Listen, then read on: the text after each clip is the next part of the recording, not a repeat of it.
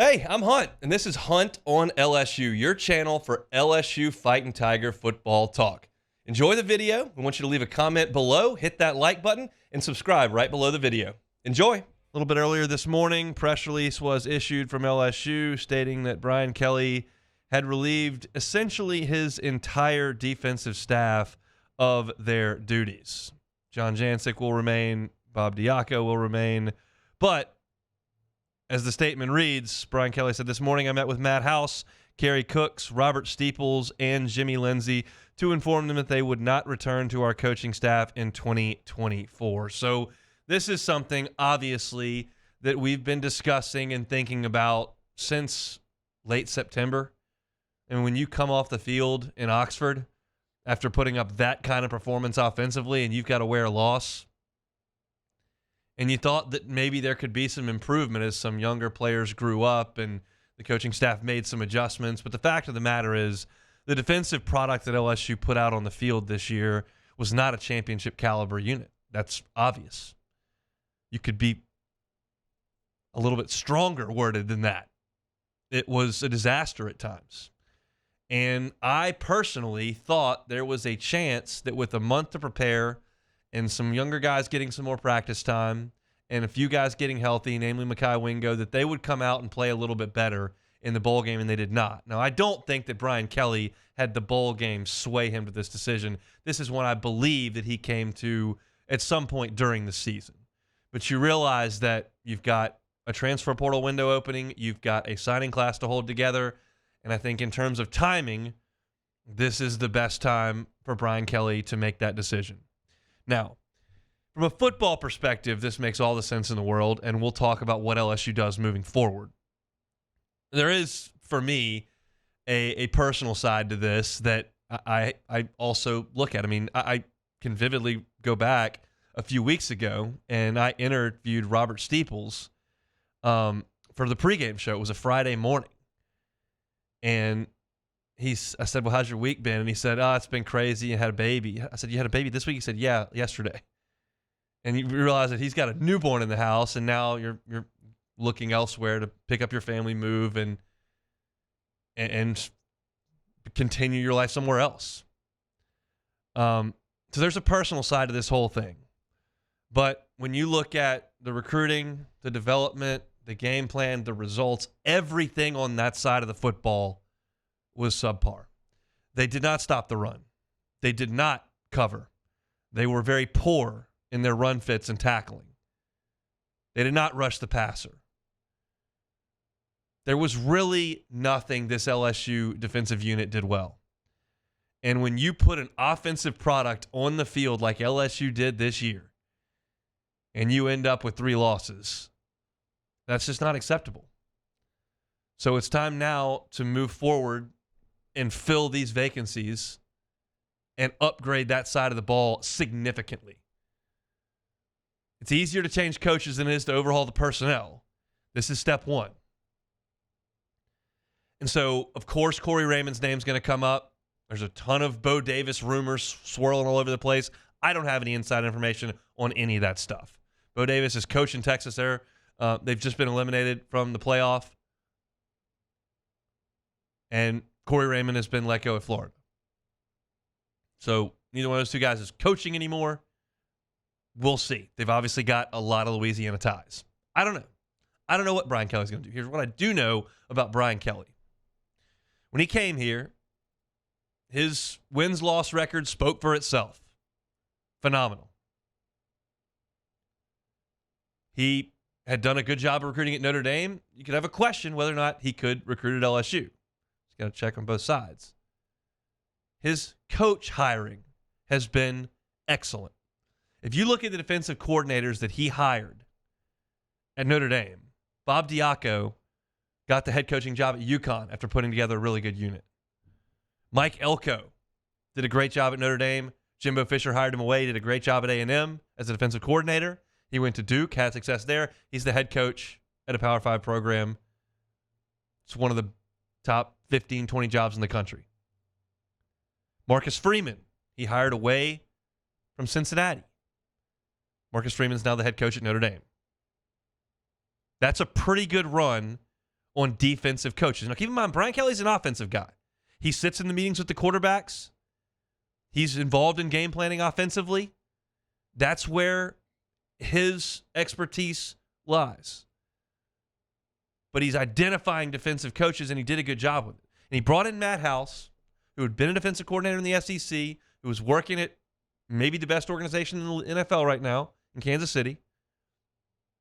And I thought Matt House did a good job last year. I really did.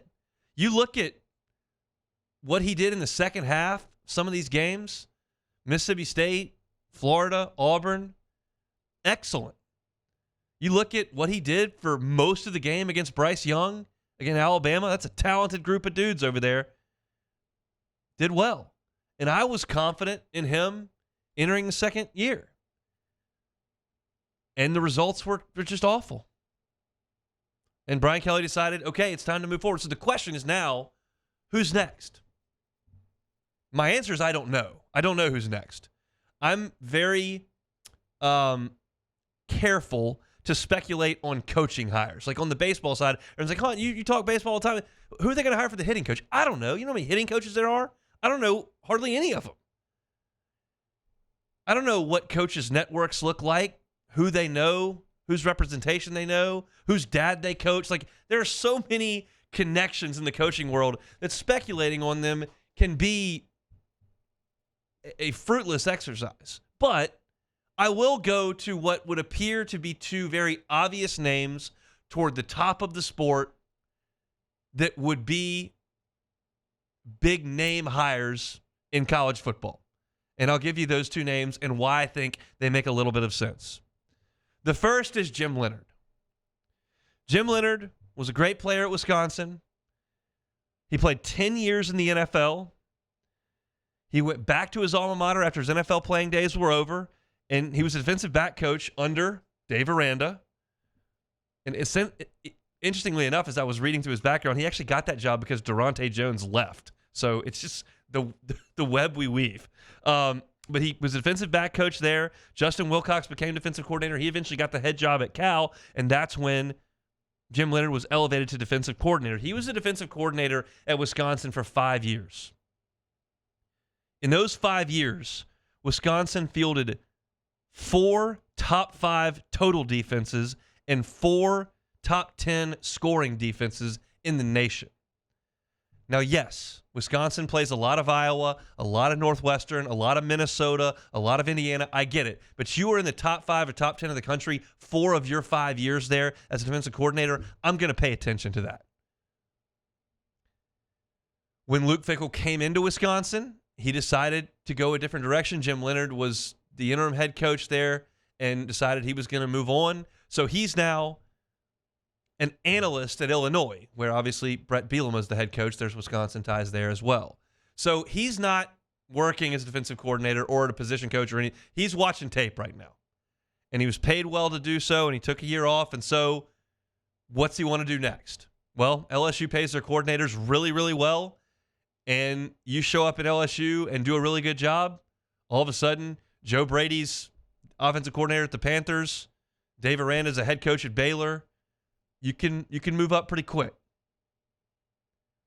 That name makes a ton of sense to me. They don't have any relationship, Brian Kelly and Jim Leonhard, but that's a high-profile name. Jesse Minter is another very high-profile name. Young, energetic, and doing a heck of a job at Michigan. Now you say, he's at Michigan. Why would he leave? They're about to play for a national championship. Well, he's not leaving this week. But if you read all these tea leaves, you understand that it's very possible, very plausible, maybe probable that Jim Harbaugh's last game at Michigan is coming up on Monday. He's changing agents.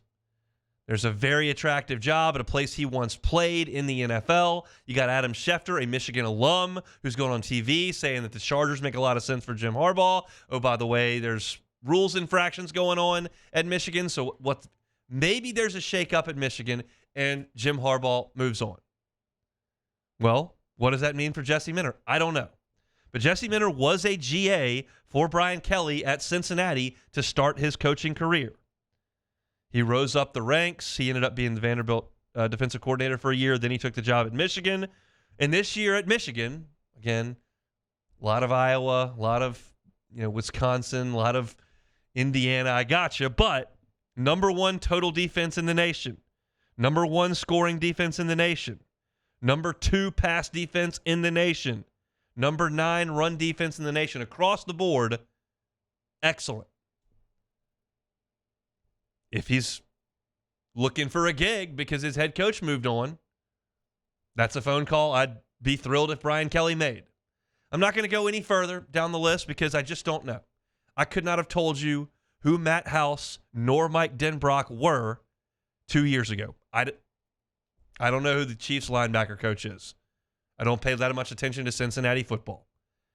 It's not worth my time. But those 2 names, one, because of the incredible work that Jim Leonard did, was a Broyles finalist, and 2, because Mentor coached under Brian Kelly and has done such a great job, and I think there's going to be a shakeup in Michigan. Those are the first 2 names I look to from a big picture search.